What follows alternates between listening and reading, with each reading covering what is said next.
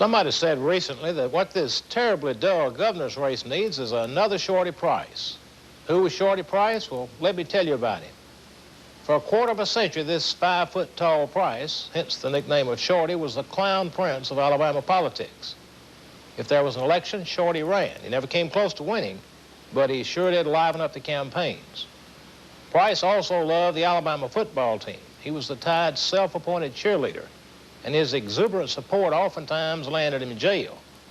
On one memorable occasion at Legion Field in Birmingham, filled with the spirits as well as the spirit, Price dropped his pants and shorts in front of the grandstand to let thousands of Tennessee fans know how he really felt about them.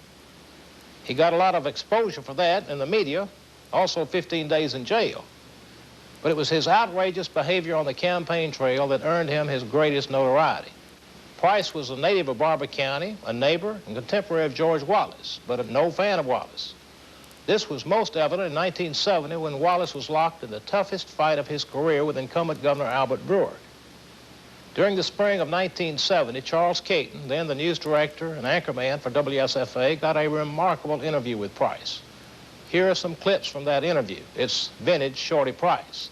In the first segment, Price is expressing his very unflattering opinion of Wallace.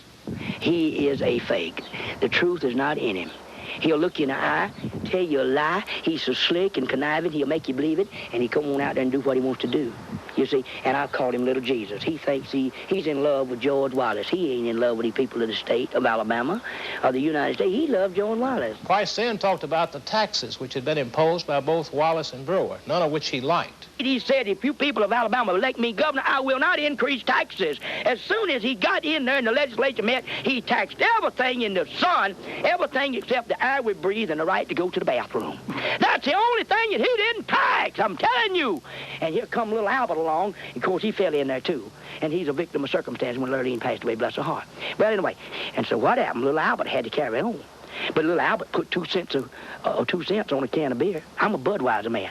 I smoke Tampa Nugget cigars, drink Budweiser beer, and vote for Shorty Price. Finally, Price was asked what would be the first thing he would do in the unlikely event he was elected governor.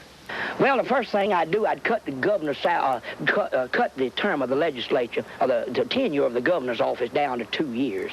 2 years is long enough for any man to get all that money and steal enough. If he can't steal enough in 2 years to get by the rest of his life, he don't need to be there. He's too stupid.